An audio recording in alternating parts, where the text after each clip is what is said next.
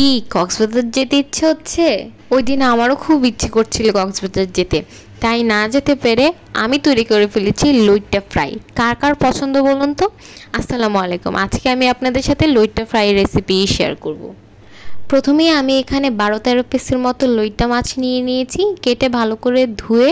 এখন আমি এখানে 1 চা চামচের মতো আদা বাটা এবং 1 চা চামচের মতো রসুন বাটা দিয়ে নিচ্ছি এবং সাথে দিচ্ছি গুঁড়া মরিচ 1 চা চামচ, লবণ স্বাদ মতো, জিরা গুঁড়াও আমি এখানে 1/2 চামচের মতো নিয়েছি এবং সাথে এখানে আমি দিব গোলমরিচের গুঁড়া খুব সামান্য পরিমাণে এবং দিয়ে নিব গরম মশলা এবং এখন আমি এখানে দিব 1 পিস লেবুর রস, সাথে দিব সস।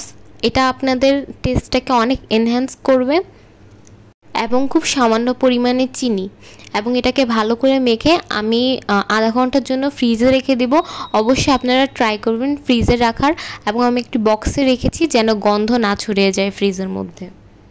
তারপর আমি এখানে দিয়ে নেব একটি ডিম। ডিমটি আমি নর্মাল টেম্পারেচারেই ছিল এবং এখানে দিয়ে নিব আমি পরিমাণ মতো ময়দা। আপনারা ময়দা ততটুকু ইউজ করবেন যতক্ষণ পর্যন্ত আমাদের যে ব্যাটারটা আছে ওইটা মাখো মাখো না হয়। আপনারা দেখছেন এখন অনেকটা রানি কনসিস্টেন্সির আছে এবং আমি বারে বারে ময়দাটা দিয়ে মিক্স করে নিব। আমি আপনাদের সাথে ময়দার পরিমাণ শেয়ার করছি না, কারণ এটা পুরোপুরি কনসিস্টেন্সির উপর ডিপেন্ড। আমি এখানে তেল একদম গরম করে তারপর লইট্টা মাছগুলো দিয়ে দিচ্ছি। আপনারা দেখতেই পাচ্ছেন।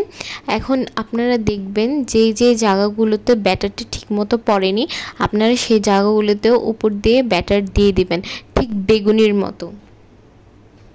এই যে মাছগুলা ভাজা হচ্ছে, যখন মাছগুলা ভাজা হচ্ছিল খুব সুন্দর একটা অ্যারোমা পুরো বাসায় ছড়িয়ে গিয়েছিল। মাছগুলো ফ্রাই হতে আমার 15 মিনিটের মতো লেগেছে এবং আমি মাছগুলো এভাবেও খেয়েছি এবং ভাত দিয়েও খেয়েছি। আপনারা সবাই ট্রাই করে আমাকে জানাবেন আজকের রেসিপিটি আপনাদের সবার কেমন লেগেছে।